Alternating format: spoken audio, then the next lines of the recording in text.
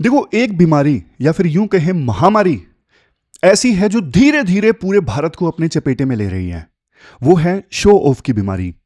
ये जो तस्वीर है ना स्क्रीन पे, आप सबने देखी होगी। जिनको नहीं पता मैं बता देता हूं। ये जो माता जी दिख रही है ना फोटो में, ये मंदिर के सामने ना फूल बेचती हैं और फूल बेच के थोड़ा थोड़ा पैसा इकट्ठा करती हैं। लेकिन इनके बेटे ने ना 3 दिन तक खाना नहीं खाया, भूख हड़ताल कर दी। मांग क्या थी? मांग थी कि मुझे आईफोन दिलवाओ। अब माता जी बेचारी क्या करती? फूल बेच बेच के काफी समय से जो सेविंग इकट्ठा की थी, पुराने 10-10 के नोट, 5-5 रुपए के नोट, उसको लेके ये आईफोन की दुकान पे पहुंची और अपने बेटे को आईफोन दिलवाया। लेकिन देखो, बेटे को अगर जरूरत होती तो कोई सस्ता फोन भी खरीदा जा सकता था। लेकिन बेटे ने मांग की इसकी सिर्फ मुझे आईफोन चाहिए। आईफोन क्यों? क्योंकि देखो, एप्पल कंपनी ने ऐसी मार्केटिंग कर रखी है कि जो इसे परचेज करेगा, जिसके पास में आईफोन होगा, वो कूल है, उसकी धौंस जमेगी, दोस्तों के सामने दबदबा होगा। और कुछ लोग परचेज कर लेते हैं फोमो की वजह से। फोमो के ऊपर तो यूपीएससी ने ऐसे भी पूछ लिया था यूपीएससी ने फोमो के ऊपर, फियर ऑफ मिसिंग आउट की सब ले रहे हैं तो मैं क्यों ना लूं। लेकिन देखो, ये कहानी ना बहुत दर्दनाक है। सोच के देखिए, एक मां जो कितनी मेहनत कर रही है काफी समय से, और बेटा उस मेहनत को रिकॉग्नाइज नहीं कर रहा, लेकिन दोस्तों के सामने कूल दिखने के लिए वो सारी जो सेविंग है उसे गवा रहा है। तो सोच के देखिए, कैपिटलिज्म ने क्या जादू कर दिया है लोगों के ऊपर। शो ऑफ का कल्चर हमारे देश में कितना ज्यादा बढ़ गया है। आप ये न्यूज देखिए, ये तो बहुत ही ज्यादा दुखद है। एक बेटे ने अपने पिता से स्मार्टफोन की जिद की, लेकिन बेटा उस इच्छा को पूरा नहीं कर सका तो बेटे ने सुसाइड कर लिया। बाद में बाप ने देखा कि बेटे ने सुसाइड कर लिया है स्मार्टफोन ना दिलवाने की वजह से, तो बाप ने भी उसी रस्सी की सहायता से सुसाइड कर लिया। देखो, आज ना हमारे देश में, आपको एक डेटा देता हूं, 70% जो आईफोन्स है ना वो ईएमआई पे चल रहे हैं। पहले ना एक कहावत हुआ करती थी। कहावत ये थी कि जितनी लंबी चादर है उतने ही पैर पसारो। लेकिन आज के समय में नई कहावत जानते हो क्या है? नई चादर ले लो ईएमआई पे, लेकिन पैर पूरे पसारो।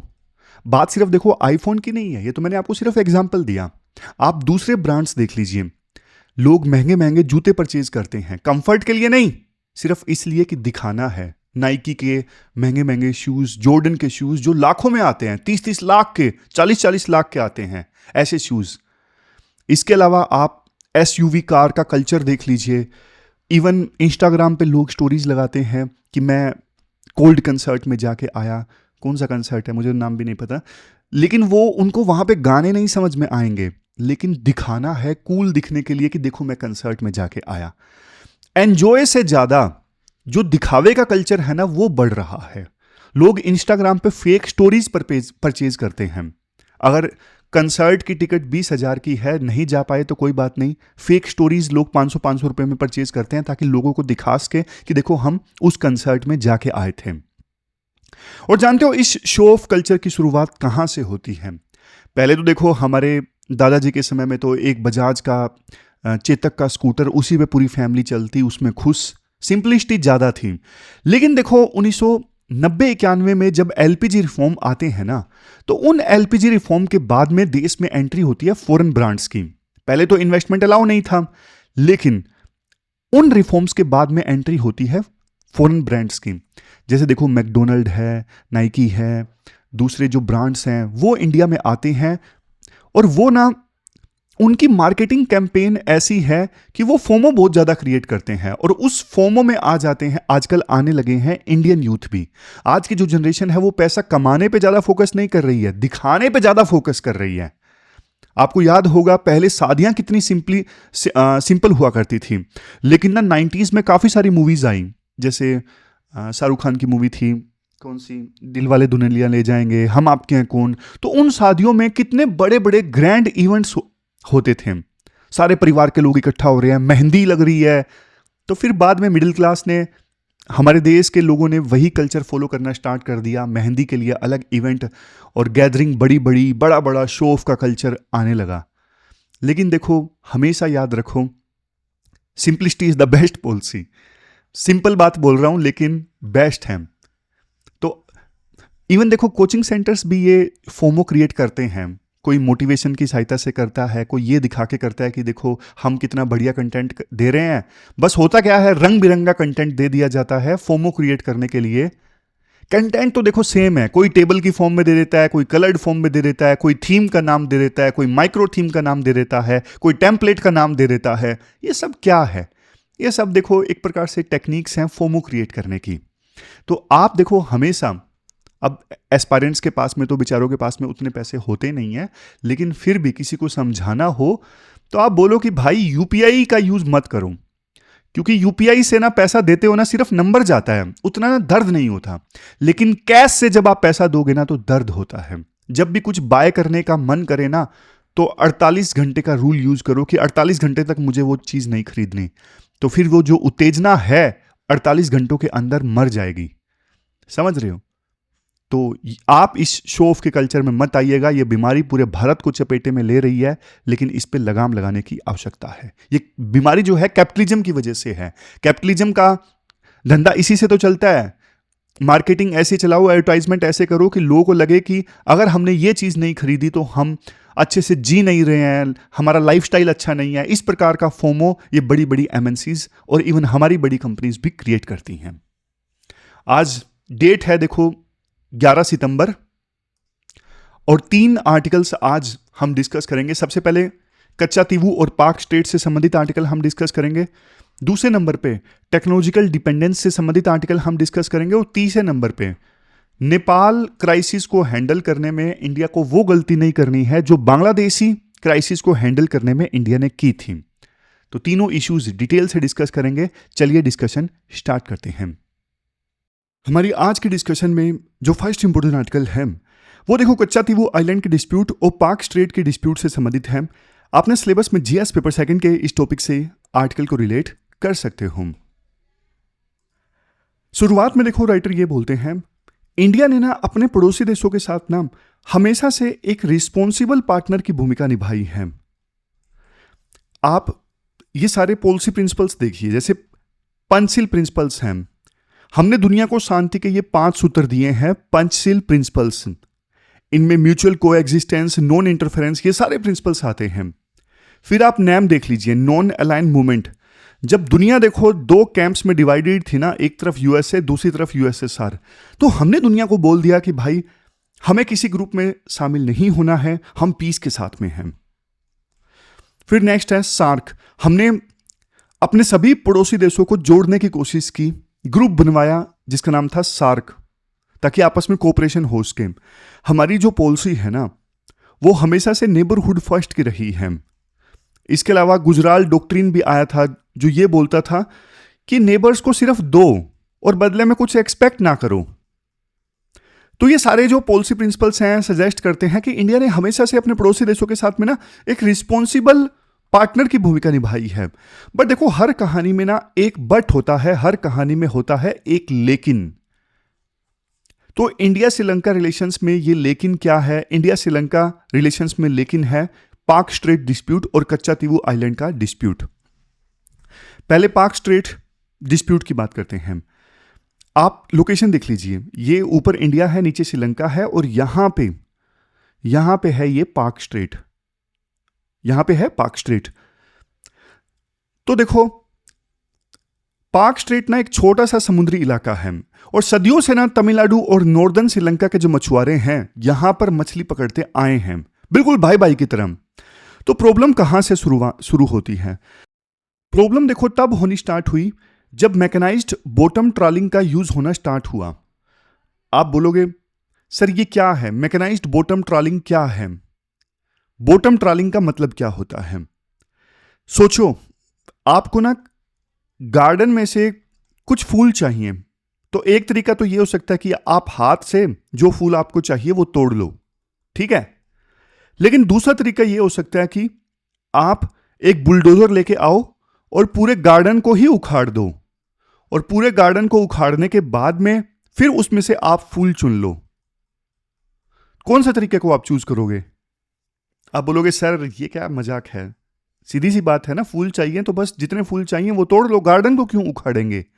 यही तो ये जो मैकेनाइज्ड बॉटम ट्रॉलिंग होती है ना, इसमें क्या होता है, बड़े बड़े ट्रॉलर्स जो है ना समुद्र के नीचे बहुत भारी जाल फेंकते हैं लोहे का, और ये जो जाल है ना वो समुद्र की जमीन पे जाता है नीचे और पूरे समुद्र की जमीन को उखाड़ देता है, खरोद देता है। तो इसका नुकसान क्या होता है? जब देखो वो बहुत भारी लोहे का जाल नीचे समुद्र की जमीन पे जाता है ना, वो सब कुछ बर्बाद कर देता है। वो जाल कोरल रीफ्स उनको बर्बाद कर देता है। अब कोरल रीफ्स आपको पता है ये मछलियों का घर होता है, प्लेग्राउंड है, खाना मिलता है, बहुत कुछ मिलता है। फिर इस मैकेनाइज्ड बॉटम ट्रॉलिंग की वजह से ना बल्कि जो छोटी छोटी मछलियां हैं ना जो किसी काम की नहीं है, इवन छोटे छोटे अंडे, छोटे छोटे जीव सब आ जाते हैं जब मैकेनाइज्ड बॉटम ट्रॉलिंग का यूज होता है। पूरा का पूरा जो इकोसिस्टम है वो बर्बाद हो जाता है और इस वजह से मछलियों का जो स्टॉक है वो भी खत्म हो जाता है। तो ये सब नुकसान होते हैं मैकेनाइज्ड बॉटम ट्रॉलिंग से। और जब से देखो इनका यूज होना स्टार्ट हुआ है ना, तब से श्रीलंका वाले इंडिया के मछुआरों को मना करते आए हैं कि भाई आप ये ट्रॉलर्स लेके यहां पे मत आओ। इवन इंटरनेशनल लॉज क्या कहते हैं? इंटरनेशनल लॉज जैसे देखो United Nations Convention on Law of the Sea, ये कहता है समुद्री रिसोर्सेज का जो यूज है ना वो सस्टेनेबल तरीके से करो, अच्छे से करो, उन्हें बचाना भी है। फिर एफएओ कोड ऑफ कंडक्ट है, ये कोड ऑफ कंडक्ट भी साफ साफ बॉटम ट्रोलिंग जैसे जो डिस्ट्रक्टिव मेथड्स है ना मछली पकड़ने के, उन्हें गलत ठहराता है। इवन श्रीलंका ने ना 2017 में बॉटम ट्रॉलिंग को बैन कर दिया था, लेकिन जो इंडियन ट्रोलर्स है ना वहां पे जाकर अभी भी बॉटम ट्रोलिंग करते हैं और यही है झगड़े की असली वजह। समझ गए झगड़े की असली वजह क्या है? ये पाक स्ट्रेट का इलाका है। सदियों से इंडिया और श्रीलंका के मछुआरे यहां पे मछली पकड़ते आए थे, लेकिन जब इंडियन मछुआरों ने बॉटम ट्रोलर्स का यहां पे इस्तेमाल करना स्टार्ट किया तो श्रीलंका ने 2017 में इसे बैन कर दिया क्योंकि इससे बहुत नुकसान होता है। श्रीलंका ने इंडिया के मछुआरों को बोला कि आप ये सब लेके मत आइए यहां पे। तो यहां से विवाद हो जाता है इंडिया श्रीलंका के बीच में। अब राइटर बोलते हैं ये जो कन्फ्लिक्ट है ना, देखो ये इंडिया श्रीलंका के बीच कन्फ्लिक्ट नहीं है जैसा कि कई बार बोला जाता है, क्योंकि तमिलनाडु में भी दो तरह के मछुआरे हैं। एक तरफ देखो बड़े मछुआरे जिनके पास में ये बॉटम ट्रोलर्स होते हैं, बड़ी बड़ी मशीनें होती हैं, और दूसरी तरफ तमिलनाडु में छोटे मछुआरे भी हैं जिन्हें बोलते हैं आर्टिसनल फिशर्स। ये ट्रेडिशनल तरीके से मछली पकड़ते हैं, जो पुराना तरीका है ना उसी तरीके से ये मछली पकड़ते हैं। उनके लिए भी देखो कुछ नहीं बचता। इवन तमिलनाडु के छोटे मछुआरों के लिए भी कुछ नहीं बचता जब तमिलनाडु के जो बड़े मछुआरे हैं वो बॉटम ट्रोलर्स का इस्तेमाल करते हैं। तो ये लड़ाई कहीं भी इंडिया और श्रीलंका के बीच की नहीं है, क्योंकि तमिलनाडु के छोटे मछुआरे खुद परेशान हैं तमिलनाडु के बड़े मछुआरों से जो ये बॉटम ट्रोलर्स का इस्तेमाल करते हैं। मजबूरी में फिर छोटे मछुआरों को श्रीलंका के पानी में जाना पड़ता है क्योंकि उनके लिए कुछ बचता ही नहीं। तो ये जो लड़ाई है वो कॉमर्शियल ग्रीड वर्सेस सर्वाइवल की लड़ाई है। तो ये तो हमने पाक स्ट्रेट का इशू डिस्कस किया। अब बात करते हैं कच्चातीवू आइलैंड की। ये है कच्चातीवू आइलैंड, आप लोकेशन में देख लीजिए। ऊपर इंडिया है, नीचे श्रीलंका, ये पाक स्ट्रेट है और ये है कच्चातीवू आइलैंड। अब देखो ये बार बार कच्चातीवू आइलैंड का जो इशू है पॉलिटिकल डिबेट्स में आता रहता है। क्यों आता है पॉलिटिकल डिबेट्स में ये इशू? इसलिए आता है क्योंकि आरोप ये लगता है कि इंदिरा गांधी ने ना कच्चातीवू को गिफ्ट कर दिया था श्रीलंका को। राइटर इस लाइन से इत्तेफाक नहीं रखते कि इंदिरा गांधी ने गिफ्ट किया था ये श्रीलंका को। राइटर बोलते हैं ये कहना गलत है, क्योंकि देखो ये आइलैंड, ये बात सच है कि हमने श्रीलंका को दिया, लेकिन वो सोचा समझा बाउंड्री सेटलमेंट डिस्प्यूट था। कच्चातीवू आइलैंड श्रीलंका को देना 1974 में ये सोचा समझा बाउंड्री सेटलमेंट, जो बाउंड्री डिस्प्यूट था उसका सेटलमेंट हुआ था, तब जाके हमने ये दिया था। कच्चातीवू की कहानी आप सुनिए। छोटा सा वीरान आइलैंड जहां पे कोई नहीं रहता था। हालांकि मुझे याद आ रहा है 1962 में जब इंडिया चाइना से कुछ हार गया था लद्दाख का एरिया, तो उस समय नेहरू सरकार ने बोला था कि ये छोटा सा एरिया है, वहां पे कुछ नहीं उगता, बाल नहीं उगते, मतलब जैसे गंजे के सिर पे बाल नहीं उगते वैसे ही वो बंजर जमीन है।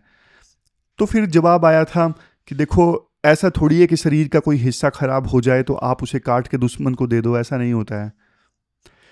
तो मुझे बात वैसे ही याद आ गई। तो राइटर भी बोल रहे हैं ना कि कच्चातीवू आइलैंड एक छोटा सा वीरान आइलैंड था जब दिया गया था। एरिया था 1.5 स्क्वायर किलोमीटर, और उस समय यहां पे सिर्फ एक चर्च थी, सेंट एंथनी चर्च।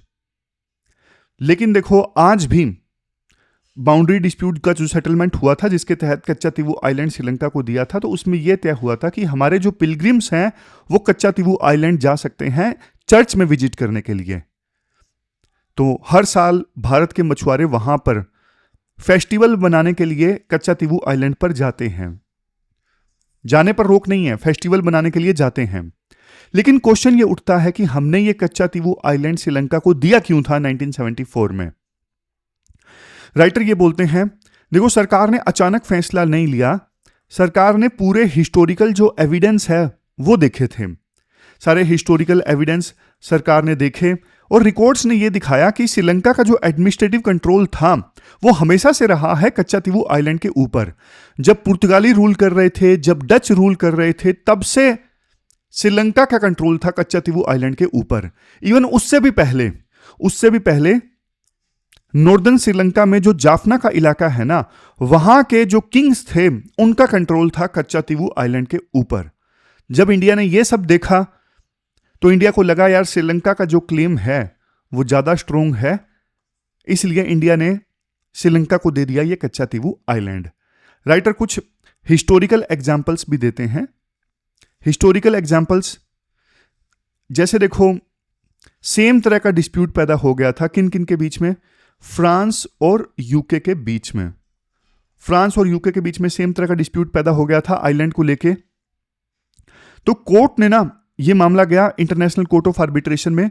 कोर्ट ने यूके के क्लेम को ज्यादा स्ट्रोंग पाया क्योंकि यूके वहां पे उस समय एडमिनिस्ट्रेशन चला रहा था।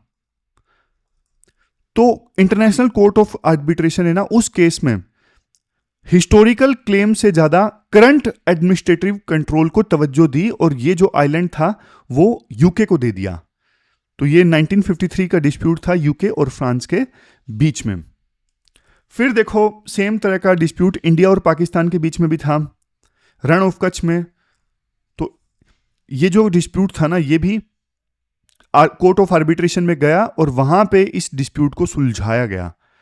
तो कुल मिला के देखो, जब बाकी डिस्प्यूट्स को भी सुलझाया गया है तो इंडिया ने भी बाउंड्री डिस्प्यूट श्रीलंका के साथ में अपने आप सुलझा लिया। बस इंटरनेशनल कोर्ट ऑफ आर्बिट्रेशन में डिस्प्यूट नहीं गया, तो फिर डिस्प्यूट सुलझाया था, तो अब इंडिया ये आइलैंड श्रीलंका से वापस नहीं मांग सकता। ये सेटल्ड इशू है अंडर इंटरनेशनल लॉ। दोनों देशों के बीच में ट्रीटी हो चुकी है। अब इसे बार बार पॉलिटिक्स में लेके आना ये पॉलिटिकल रिटोरिक है, ये लीगल रियलिटी नहीं है। और देखो एक ना इंपॉर्टेंट लीगल प्रिंसिपल है, ये देखो नीचे, पैक्टा सन्ट सर्वेंडा, मतलब एग्रीमेंट्स मस्ट बी केप्ट। जो बाउंड्री सेटलमेंट्स है ना, बाउंड्री ट्रीटीज हैं, उनको तोड़ा नहीं जाता। अगर उनको तोड़ा जाएगा तो बल्कि रिलेशंस बहुत ज्यादा खराब हो जाएंगे। तो यहां पे देखो मेन पॉइंट ये है, फिशिंग राइट्स और आइलैंड की सोवरेनिटी दोनों अलग अलग मामले हैं, दोनों को मिक्स नहीं करना चाहिए। मतलब वहां पे मछली पकड़ने के लिए जाना इंडिया के मछुआरों को, वो अलग इशू है, और आइलैंड के ऊपर सोवरेनिटी किसकी है, किसका आइलैंड है, वो अलग इशू है। दोनों को मिक्स नहीं करना चाहिए। फिर थोड़ा सा और लीगल फ्रेमवर्क राइटर बताते हैं। राइटर कहते हैं देखो जो पाक स्ट्रेट है ना, ये वाला जो एरिया है पाक स्ट्रेट का, इसे ना हिस्टोरिक वाटर माना जाता है। हिस्टोरिक वाटर मतलब हिस्टोरिक वाटर जिस वाटर को माना जाता है ना, वहां पे किसी भी देश का जो कंट्रोल है बल्कि समुद्री सीमा से भी ज्यादा स्ट्रोंग होता है। बल्कि यहां पे जो इनोसेंट पासेज का राइट है ना, वो भी ऑटोमेटिक नहीं होता। मतलब कोई भी शिप जो है वो आसानी से ऐसे वाटर्स में नहीं गुजर सकता बिना परमिशन के। और ये बात मद्रास हाईकोर्ट ने 1904 के एक केस में मान ली थी कि ये पाक स्ट्रेट जो है ये हिस्टोरिक वाटर है, यहाँ पे इनोसेंट पासेज, शिप्स के इनोसेंट पासेज का जो राइट है वो भी ऑटोमेटिक नहीं होता। तो ये बात मद्रास हाईकोर्ट ने मान ली थी 1904 में।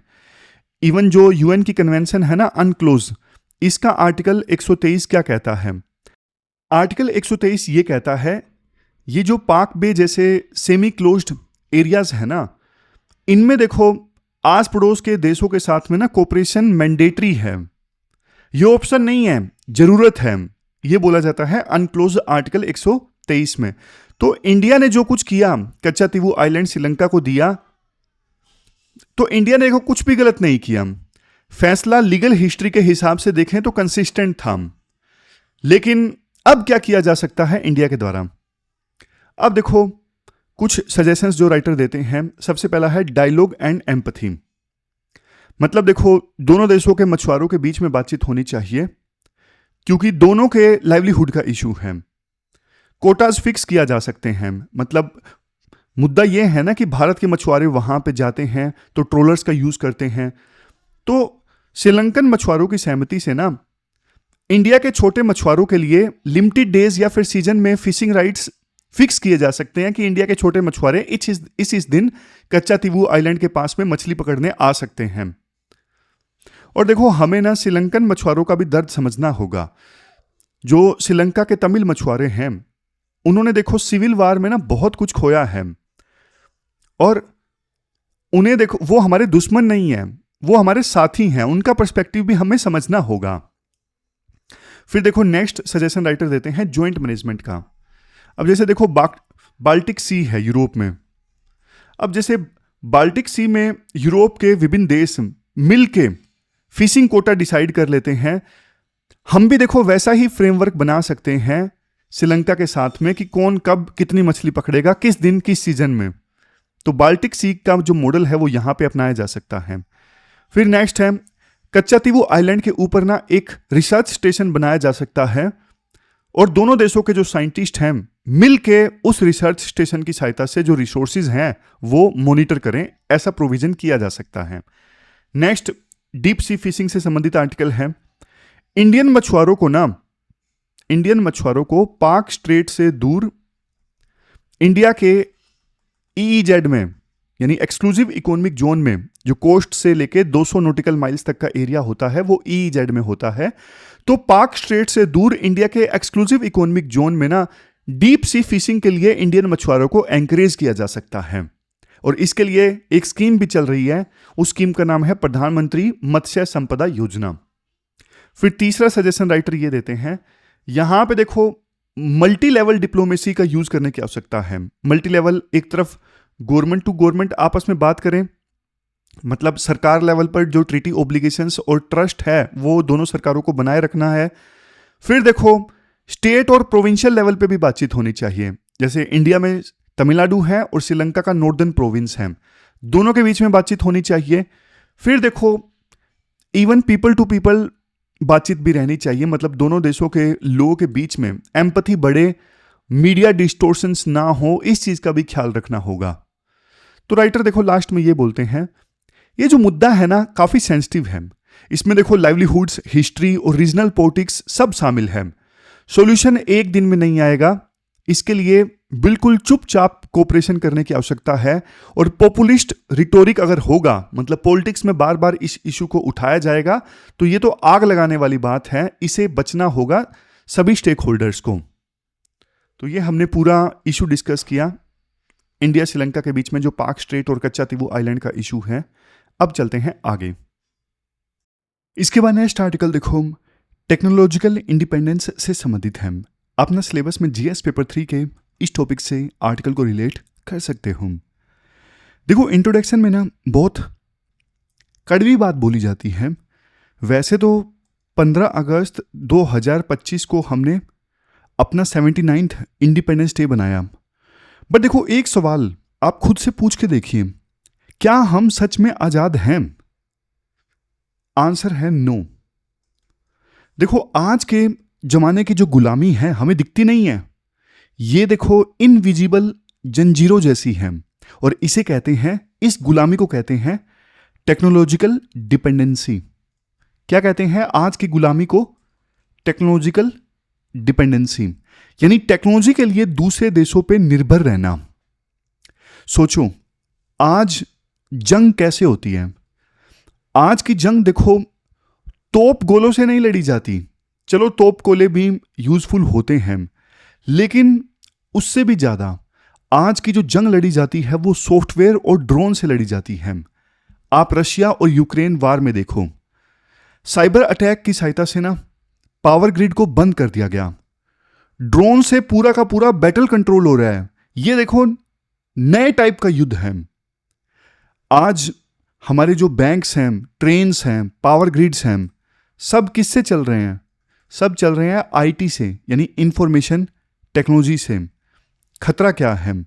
खतरा देखो ये है, ये सारे जो सिस्टम है कौन बनाता है, कौन इन्हें कंट्रोल करता है? देखो कुछ ही कंपनीज हैं और ज़्यादातर तो एक ही देश की है, यूएसए की हैं।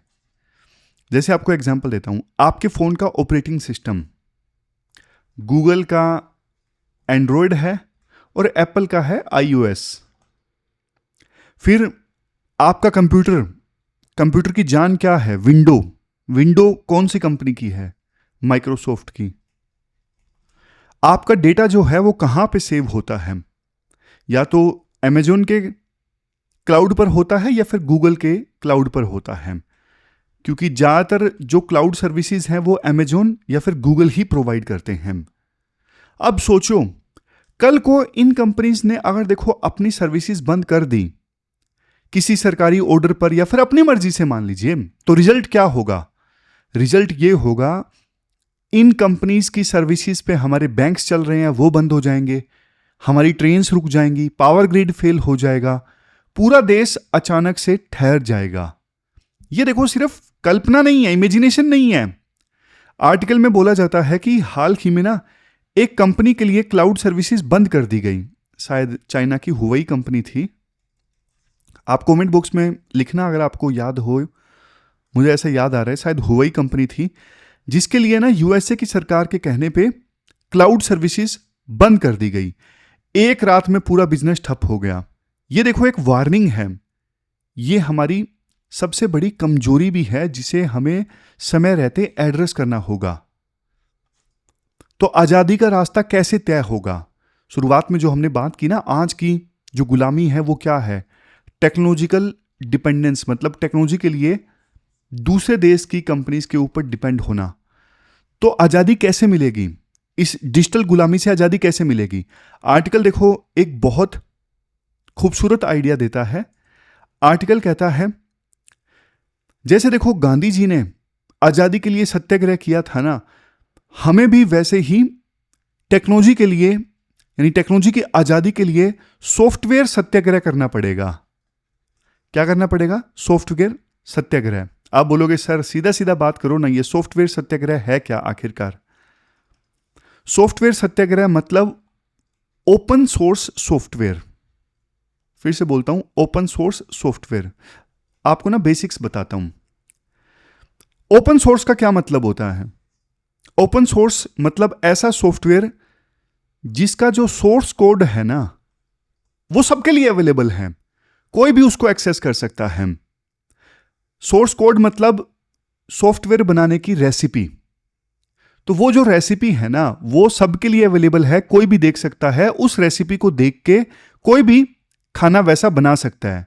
तो उसी प्रकार से ओपन सोर्स सॉफ्टवेयर मतलब सॉफ्टवेयर बनाने का जो कोड है वो ओपन में पड़ा है और कोई भी उस कोड को देख के सॉफ्टवेयर बना सकता है। समझ रहे हो? ओपन सोर्स सॉफ्टवेयर में कुछ भी छुपा नहीं होता, कुछ बैकडोर नहीं होता, सब कुछ पब्लिक के सामने होता है। तो हमारा प्लान क्या होना चाहिए? देखो हमारा प्लान ये होना चाहिए, हम ना खुद का ऑपरेटिव सिस्टम बनाएं, खुद का ऑपरेटिंग सिस्टम बनाएं, जो सबसे ज्यादा जरूरी है। क्योंकि ना अभी हमारे देश के ज्यादातर जो कंप्यूटर्स हैं माइक्रोसॉफ्ट कंपनी की विंडो के ऊपर चल रहे हैं। तो सोच के देखो माइक्रोसॉफ्ट जो कंपनी है उसका कितना ज़्यादा इन्फ्लुएंस है हमारे देश के ऊपर। तो करना क्या चाहिए? सबसे पहले हमें हमारा खुद का ऑपरेटिंग सिस्टम बनाना चाहिए। इंडिया के पास में कोई भी पॉपुलर ऑपरेटिंग सिस्टम नहीं है विंडो जैसा। जैसे कंप्यूटर में विंडो होती है ना, विंडो 11 है, विंडो 10 है, वैसा ही ऑपरेटिंग सिस्टम नहीं है हमारे पास में। तो सॉल्यूशन ये है, लिनक्स देखो एक ओपन सोर्स ऑपरेटिंग सिस्टम है। क्या नाम है? लिनक्स। आप में से बहुत से लोग कंप्यूटर बैकग्राउंड से होंगे उनको ये पता होगा, लिनक्स देखो ऑलरेडी एक ओपन सोर्स ऑपरेटिंग सिस्टम है। माइक्रोसॉफ्ट की जो विंडो है ना उसका अल्टरनेटिव है लिनक्स। तो इंडिया ना इसको बेस बना के अपना एक खुद का वर्जन तैयार कर सकता है। समझ गए? लिनक्स को बेस बना के इंडिया खुद का ऑपरेटिंग सिस्टम बना सकता है जो सेफ हो, जो सिक्योर हो, जो हमारी जरूरतों के हिसाब से हो। और चाइना ने ऑलरेडी ऐसा कर लिया है। चाइना ने खुद का ऑपरेटिंग सिस्टम बना लिया है, तो इंडिया को भी बनाना चाहिए। दूसरी चीज इंडिया को क्या करना है, टेक्नोलॉजिकल इंडिपेंडेंस हासिल करने के लिए खुद का एंड्रॉयड बनाओ। अभी देखो हमारे फोन्स में जो एंड्रॉयड सिस्टम है वो गूगल कंपनी का है, तो हम गूगल के ऊपर डिपेंडेंट हैं। गूगल का ही ऐप स्टोर है, जो प्ले स्टोर से हम एप्लीकेशंस डाउनलोड करते हैं ना, वो कौन सी कंपनी का? वो गूगल का है। गूगल चाहे तो वहां से किसी एप्लीकेशन को डिलीट कर सकती है, जो चाहे कर सकती है। लेकिन हमारे देश को ना खुद का एंड्रॉयड सिस्टम बनाना होगा, ताकि हम गूगल के ऊपर डिपेंडेंट ना रहें। हम खुद का एंड्रॉयड सिस्टम बनाएंगे तो उसके ऊपर जो ऐप स्टोर होगा वो भी हमारे खुद का होगा। समझ गए? तो ये दो चीजें सरकार को करनी होंगी। लेकिन देखो राइटर बोलते हैं सॉफ्टवेयर बनाना तो एक बात है, सॉफ्टवेयर तो बन जाएगा, हमारे देश में बहुत बढ़िया बढ़िया टेक डेवलपर्स हैं, लेकिन सॉफ्टवेयर को जिंदा रखना वो दूसरी बात है। क्योंकि सॉफ्टवेयर को ऑपरेशनल रखने में भी बहुत कॉस्ट आती है, चेंजेस करते रहने पड़ते हैं किसी भी सॉफ्टवेयर में, अदरवाइज तो बग्स आती रहती हैं। तो असली चैलेंज है लॉन्ग टर्म में उस सॉफ्टवेयर को सपोर्ट प्रोवाइड करना, उस सॉफ्टवेयर की मेंटेनेंस करना। इसके लिए देखो एक बड़ी यूजर कम्युनिटी चाहिए जो उस सॉफ्टवेयर का इस्तेमाल करें। और इसको कौन अंजाम देंगे? इसको अंजाम देंगे हमारे देश के आईआईटी प्रोफेशनल्स। ये देश के लिए एक मिशन होगा, तो आईआईटीज के जो प्रोफेशनल्स हैं वो इसमें इंटरेस्ट भी लेंगे, क्योंकि देश हित का मामला है। समझ गए? तो ये चीज सरकार को करनी होगी। चलो, ये तो अभी हमने सिर्फ सॉफ्टवेयर की बात करी। इसके बाद ना राइटर हार्डवेयर सॉवरेनिटी की बात भी करते हैं। मतलब सॉफ्टवेयर की आजादी तो फिर भी आसान है, असली पहाड़ है हार्डवेयर सॉवरेनिटी, यानी हार्डवेयर बनाने में आत्मनिर्भर होना। जैसा देखो आप सबको पता है, हर इलेक्ट्रॉनिक्स डिवाइस में एक दिल होता है और उस दिल का नाम है सेमीकंडक्टर चिप। 3-4 दिन पहले हमने सेमीकंडक्टर का आर्टिकल डिस्कस भी किया था कि इंडिया अब जल्द ही चिप बनाने में भी आगे निकलने वाला है। लेकिन आज का जो आर्टिकल है उन चीज़ों को ज़्यादा एक्नॉलेज करता नहीं है। आज का आर्टिकल फिर से चिंता जाहिर करता है कि फ़ोन में, कार में, मिसाइल्स में, हर जगह सेमीकंडक्टर चिप की आवश्यकता है। चिप के बिना आज की दुनिया एक कदम भी नहीं चल सकती। तो सेमीकंडक्टर चिप जो है वो दुनिया का नया ऑयल है, न्यू ऑयल है। प्रॉब्लम यह है दुनिया के 60% से ज़्यादा जो सेमीकंडक्टर चिप्स है ना वो ताइवान प्रोड्यूस करता है, और इंडिया का प्रोडक्शन अभी तक तो ऑलमोस्ट जीरो ही है। हालांकि अब सरकार बड़ी बड़ी बातें बोल रही हैं कि हमारे देश में भी चिप्स का प्रोडक्शन होगा, लेकिन अभी तक तो जीरो ही है, ऑलमोस्ट जीरो है। हम देखो पूरी तरह से सेमीकंडक्टर चिप्स के लिए ना अभी इंपोर्ट के ऊपर निर्भर हैं, और ये बहुत बड़ा स्ट्रेटेजिक रिस्क है। हमें अगर ये चिप्स मिलनी बंद हो गई तो बहुत बड़ा रिस्क है। और देखो एक सेमीकंडक्टर फैक्ट्री को क्या बोलते हैं? फैब। सेमीकंडक्टर फैक्ट्री को बोलते हैं फैब। तो एक फैब बनाने में ना बहुत खर्चा आता है, बिलियंस ऑफ डॉलर्स का खर्चा आता है। इसके अलावा समय बहुत ज़्यादा लग जाता है, 5-7 साल, और बहुत ज़्यादा हाई एक्सपर्टीज़ की आवश्यकता होती है। इसी वजह से सेमीकंडक्टर फैक्ट्री यानी फैब बनाना, फैब्रिकेशन यूनिट बनाना आसान नहीं होता।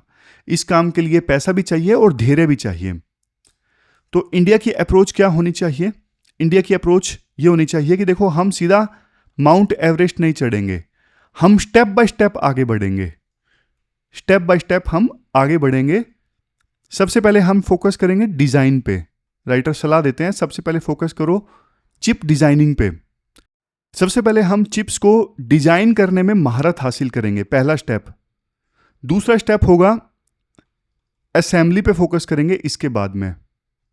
मतलब शुरू में डिजाइन करेंगे, बाद में देखो बाहर से जो चिप्स हैं वो उनको इंपोर्ट करके हमारे देश में हम असेंबल करना स्टार्ट करेंगे। और तीसरे नंबर पे बिल्ड पार्टनरशिप, एक्सपर्टीज के लिए हमें पार्टनरशिप इस्टेब्लिश करनी पड़ेंगी। दुनिया की बड़ी कंपनीज के साथ पार्टनरशिप जब हम करेंगे, टेक्नोलॉजी सीखेंगे, तभी तो हमारे देश में बना पाएंगे। जैसे देखो इसरो ने स्पेस में किया ना, वैसे ही हमें सेमीकंडक्टर में करना होगा, धीरे धीरे पर लगातार। हालांकि देखो 3-4 दिन पहले मैंने बोला ना, अच्छा आर्टिकल आया था जिसमें राइटर बल्कि मिनिस्ट्री थे, उन्होंने सारी डिटेल्स देके रखी थी कि हम सेमीकंडक्टर चिप्स बनाने के मामले में कितना तेजी से आगे बढ़ रहे हैं। आज के आर्टिकल में वो उन चीज़ों को एक्नॉलेज करना चाहिए था। खैर, लास्ट में राइटर ना 3 सॉल्यूशंस देते हैं वे फॉरवर्ड में। सबसे पहली चीज, आप ना एक नेशनल टेक मिशन बनाओ। क्या बनाओ? National tech mission. ये कोई R&D वाला मिशन नहीं होगा, ये एक इंप्लीमेंटेशन मिशन होगा।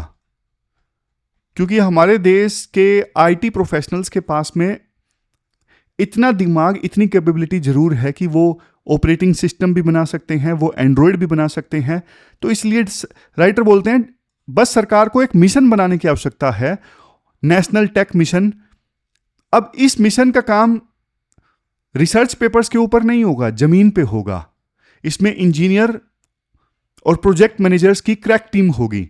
जैसे एक कंपनी में प्रोडक्ट टीम होती है ना, वैसे ही इस मिशन में स्पेशल क्रैक टीम होगी जो सिर्फ और सिर्फ इन्हीं चीजों पे काम करेगी और युद्ध स्केल पे काम करेगी। खुद का एंड्रॉयड बनाना, खुद का ऑपरेटिंग सिस्टम बनाना, ये पहला सजेशन है।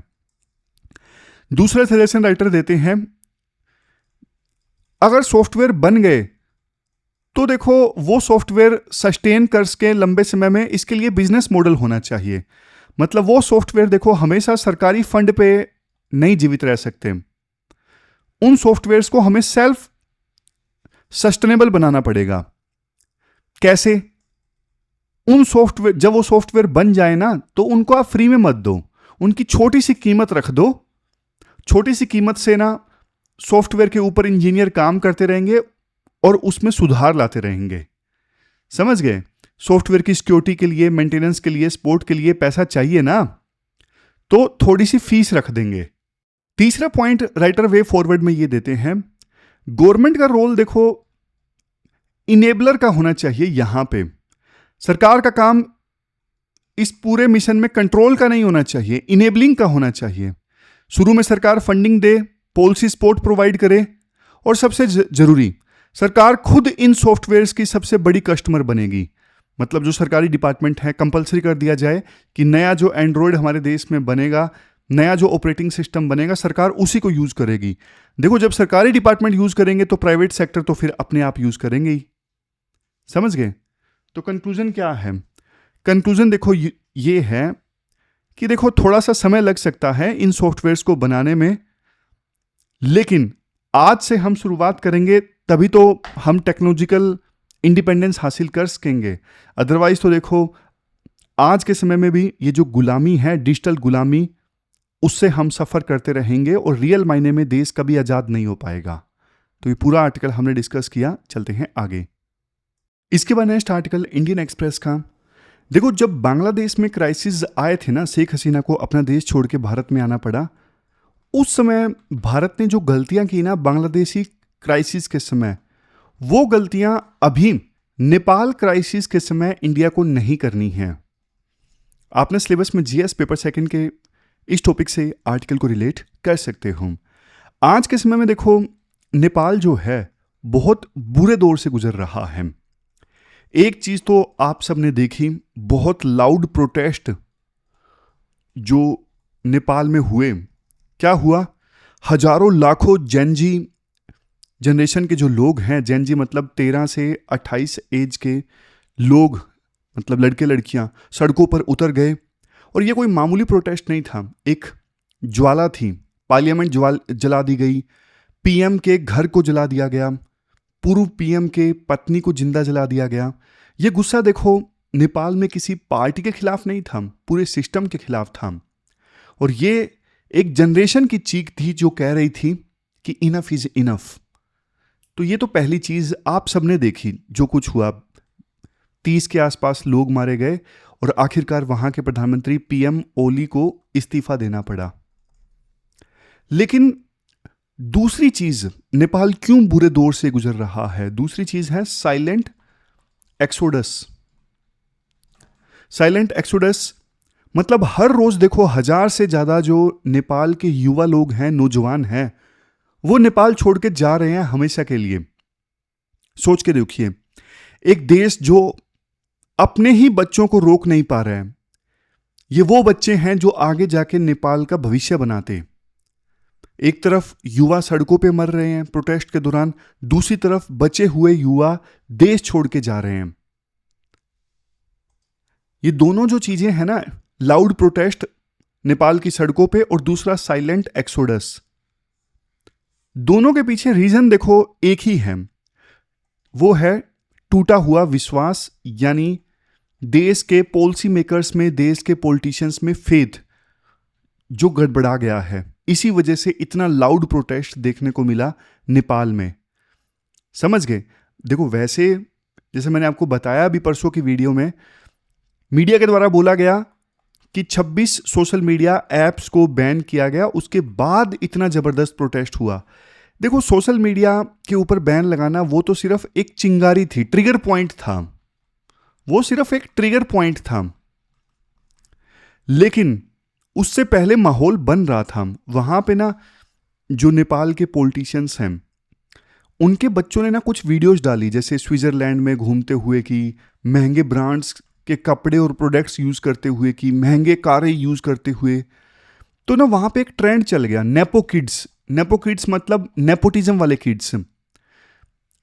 तो जब ये नेपो किड्स महंगे महंगे ब्रांड्स का इस्तेमाल करते, महंगी गाड़ियों का इस्तेमाल करते, तो नेपाल के युवा लोगों को लगता, यार ये पैसा हमारा है, ये जो पॉलिटिशियन पैसों का यूज कर रहे हैं, ये हमारे पैसों का यूज कर रहे हैं।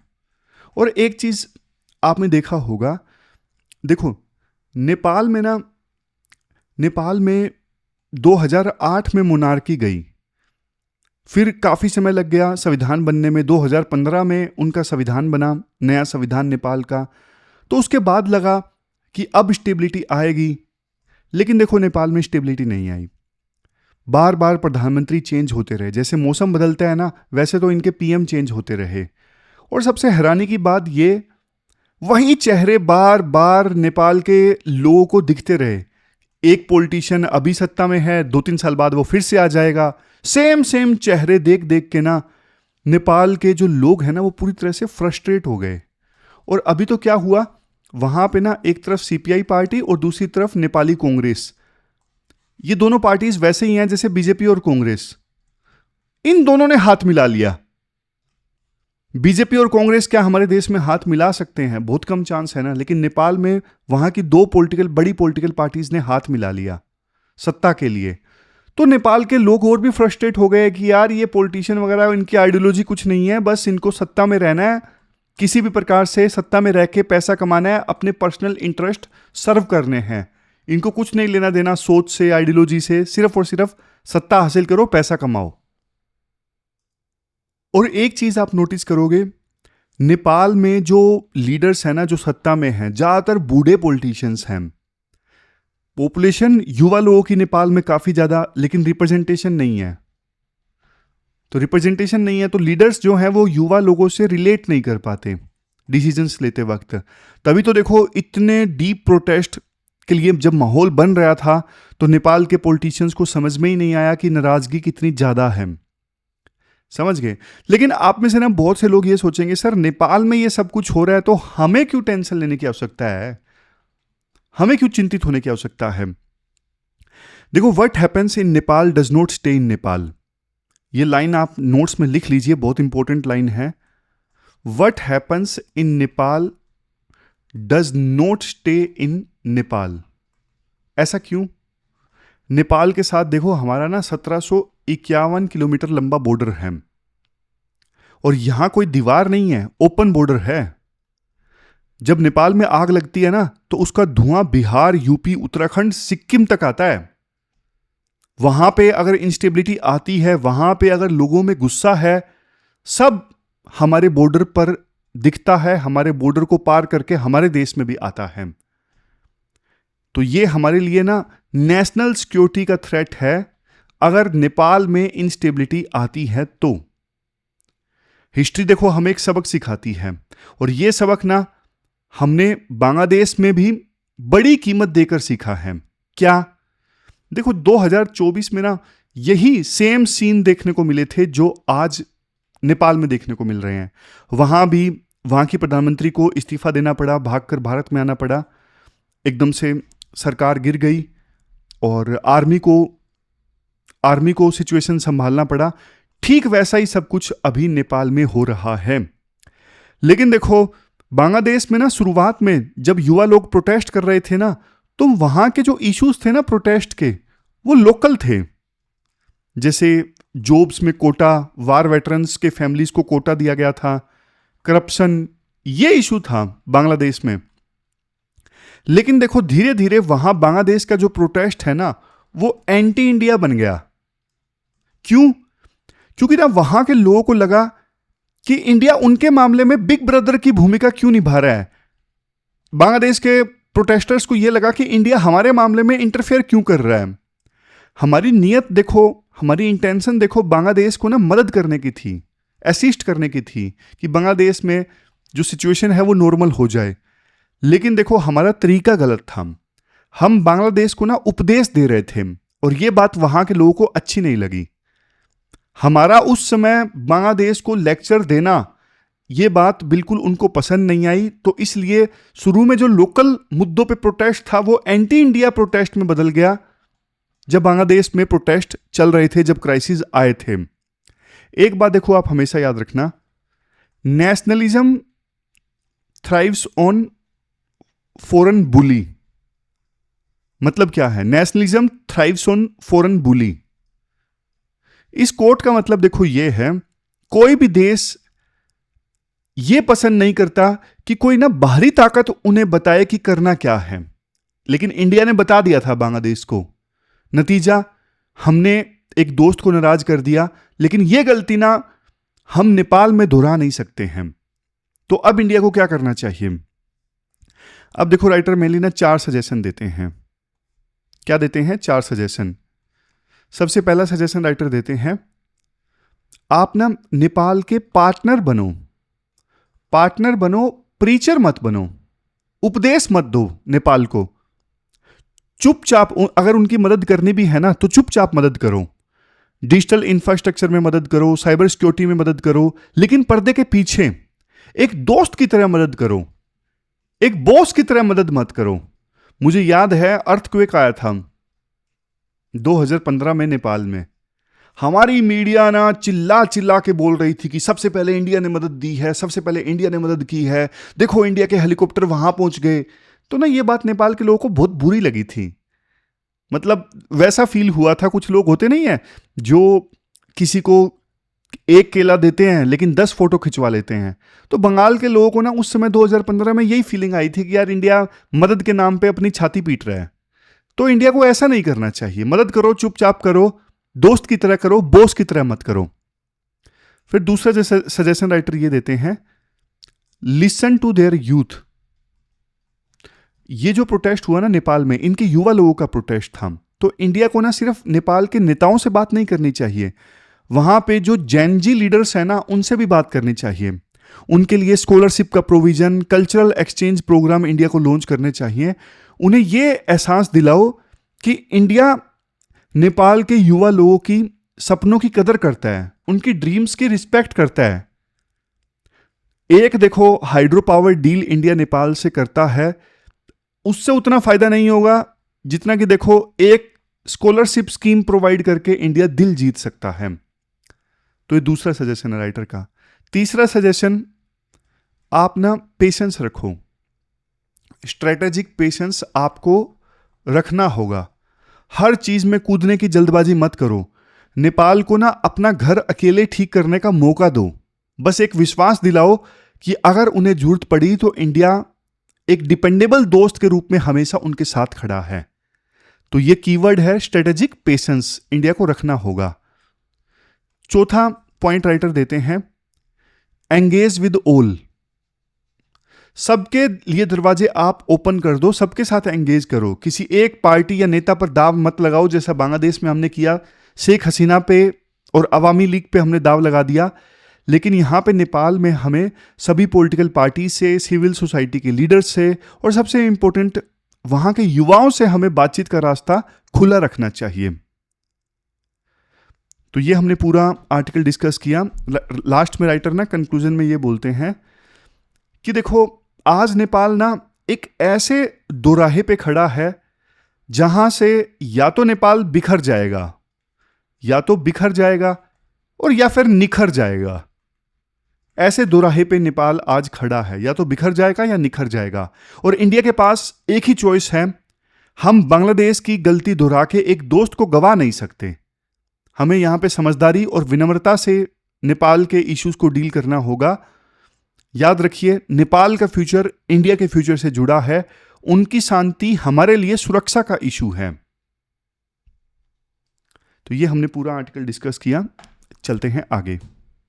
लास्ट में क्वेश्चन देख लीजिए जो आपको अटेम्प्ट करना है।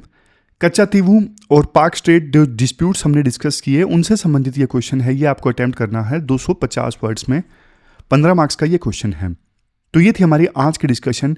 कल मिलते हैं फिर से एक नए डिस्कशन के साथ। तब तक आप अपना ध्यान रखिए, अच्छे से पढ़िए। Thank you very much for discussion.